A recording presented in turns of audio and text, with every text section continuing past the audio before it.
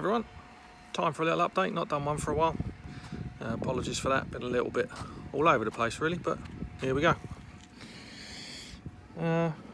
Huge delivery of pipes. Don't want to know how much money we've spent on pipe. Ton of fixings in the shed as well. But unfortunately, we had some stray 4-inch swept bends. So yeah, they held us up a little bit, but we've had a couple of other hold-ups as well, so no biggie. Type 1's going down. So's the other materials, slowly but surely. Right, let's get round here. Barbecue's out. It's been used a couple of times now. Happy days. Here she is. Right, I think the last time we were just due to have the concrete walls poured. And as you can see, the concrete walls are poured.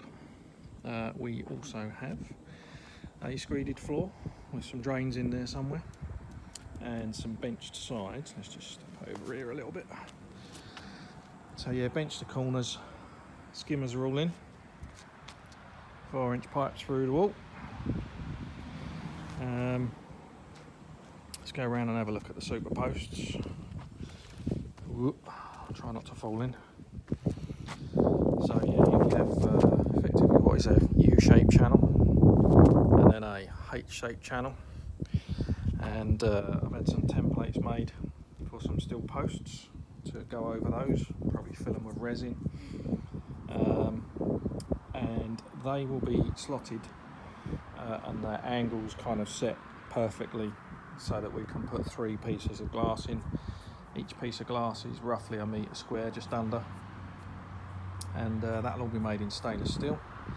The centre pin is cut slightly shorter because the tops of the posts will come off, and then there'll be a socket in the top for some like scaffold type poles for like a polytunnel for winter. So to get to those bits where the glass is and to provide the tunnel some support, we'll take the caps off in the winter and put the polytunnel poles in there. What else to say? So yeah, 4-inch high level returns for the airlifts, 2-inch pump returns mid-level, swimming pool light. Little white pipe over there is for the cameras. They've arrived. So barless stainless steel underwater cameras. I've got one of those all set up nicely in my quarantine tank just as a test. Seems to be doing the job. So got to test the other one out, make sure it's all right. 4-inch skimmers. So we've opened the bottom of the skimmers up, and yeah, they've got to be sealed up, and we're going to fiberglass the bottom of those in. And yeah, 2-inch pipes obviously already been buried. 4-inch pipe coming around here, and this is kind of where we were waiting for the swept bends. So yeah, we've got one of them there on the 45s. That other pipe that's down the bottom is due to be connected to this, but we're waiting for the swept bends, which are here now. I'm going to change these 90s. They shouldn't have been 90s. They wanted to be a pair of 45s across there so that they're sort of least resistant to flow. So I'm going to change them out. This room, whatever you call it, a pit, is I'm not sure how well that's showing up, but it's all benched in the bottom as well. Try and stop any muck building up in there. Obviously the pipe's got to be cut back. We were due to start fiberglassing on Monday this week, but unfortunately the weather last week caused a bit of a delay. So we couldn't get the screeding done in time, and I've had to put the fiberglasser off, which fortunately he's been cool with, and he's managed to shuffle a few jobs around, so he'll be back in about 4 weeks. But it did mean that I could just switch to a instead of a rapid dry screed, which is more expensive. We've managed to switch to a cement and sharp sand screed. So that's probably saved me somewhere in the region of 500 to 700 quid in cheaper materials. So every cloud, as they say. That's the two 4-inch pipes coming in at an angle down there from the two skimmers over here, and that other one in the back wall has got to go all the way around and be connected up to that. Again, we're just waiting for the swept bends on those. Rest of the pipes I think I have explained beforehand. Oh, I don't know if I mentioned, you can't see it so much here, but that corrugated pipe there is the water drain for the sunken patio over there. So that actually falls all the way round, and the bottom of this room, although it's a dry room, it will be fiberglassed. So yeah, we'll just drop all our waste in here and have a sump pump in there, ready to pump it out. So you've got 6 pipes there. That's set up for 3 pairs of drums. So yeah, pair on each, like pair of pipes to each drum here, and then these 3 pipes are going into a leaf trap, which we're going to make and fiberglass in, and then a pair of pipes out into this final drum. That's just a bit of conduit for some electrical cables. And you see some of the 2-inch returns around here. Been done. So I don't think there's much more to see around there, but those pipes turned up this morning, so the 4-inch sweeps will be back on that shortly. On other news, can't remember if I told you in the last video, possibly not, but we've had a little bit of a disaster on the swimming pool. But before we get there, this is the balance tank.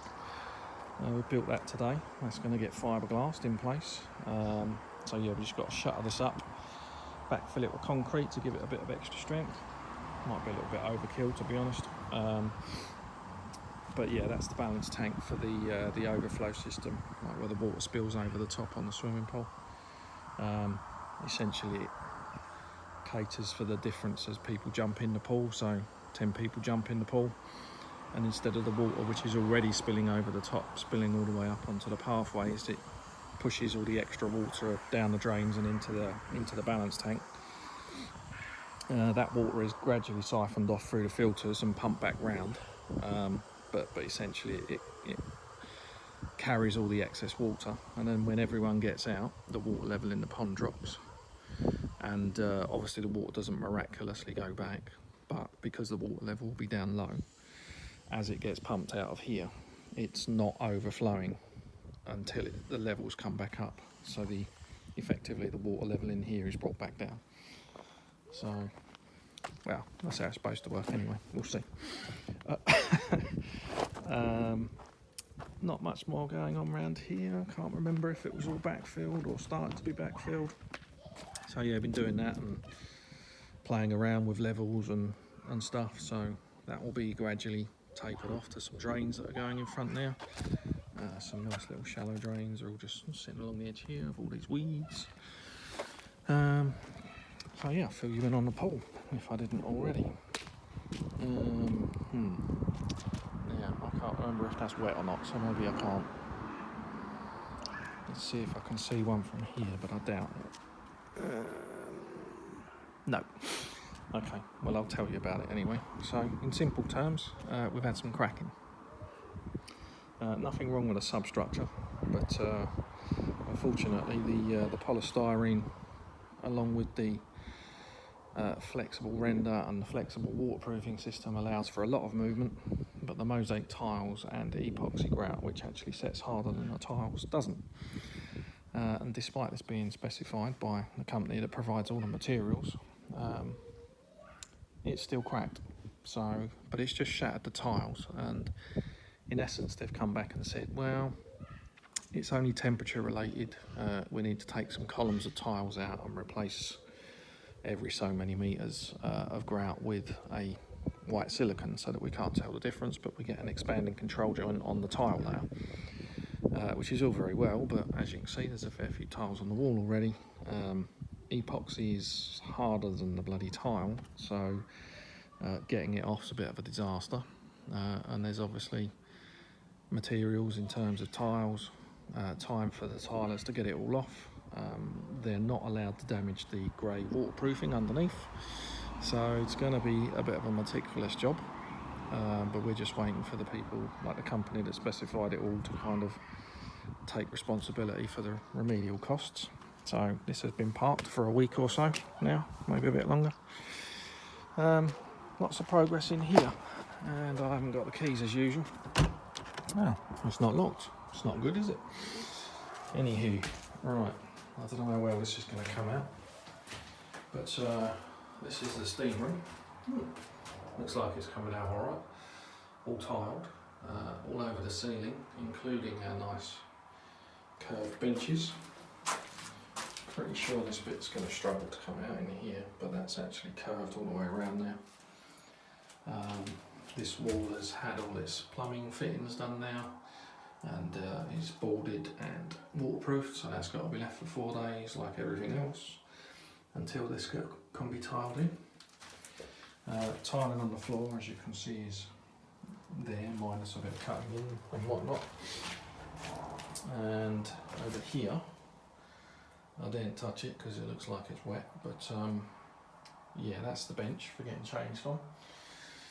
The whole bench rocks forward so that you can get access to all of the stuff behind it, and had some doors made, so that's going to get tiled over, and they're on these. So in here is all of the sort of, that's the three-phase supply from the house, which kind of goes into everything else around the garden. So that's part of our house automation system where all the lighting's controlled from. That's the steam room control box, and somewhere down there is the sauna box, and there's a water softener under there. Yeah, there's a few other bits and pieces to go in here yet. Obviously that's all got to be tiled. That seems to be alright. And in here, this is the sauna. So boarded, a little bit of trim short, so I've got to get an extra bit, and then we've just got to sort the flooring out. So yeah, I'm trying to be a bit of an eco warrior with my electric, but I might have done a bit of a wrong one, because I've got a 9.5 kilowatt sauna, a 12 kilowatt steam room. Up there in the roof is a 27 kilowatt water heater, so that's enough to drive 2 showers at 1 bar. Well, 1 bar between them for hot water. And then out here I've got a hot tub, and then next to that's going a 34 kilowatt output heat pump. I think it's about 7 kilowatts on the input. And that's before we get to running anything in the pond. A 6 kilowatt heater been fitted in the gazebo as well. So yeah, it's a bit of luck. There's 26 kilowatts of solar array over in the field over there. Otherwise, my already horrendous electric bills will be getting even worse. So this is where all the swimming pool pumps and that will go. It's got to be dug out a little bit, and then they'll get boxed in with some decking that's going to go around here. Obviously you've seen where all the pond stuff's going, and that'll have something over the top so you can't see. And we've also been carving some of this up. So got to dig this water pipe back.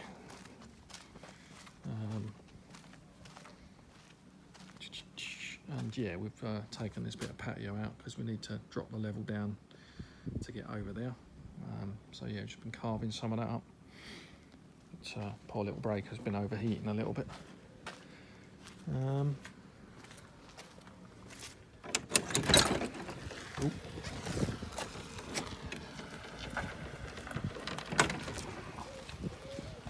then, hello. Last but not least. After thunder and lightning today, there's a Met Office warning of more of that tomorrow with torrential rain in places. From Global's newsroom, you're up to date. Let's turn the radio off. No mixer because we burnt the other one out. And yeah, 3 boxes there. 3 Solum, Draco Solum 25s. So that's what's going in. And little hexagon things are a sneaky little project I've been working on for my daughter's birthday. She wants them on her walls. So yeah. Right, catch you guys soon. Bye.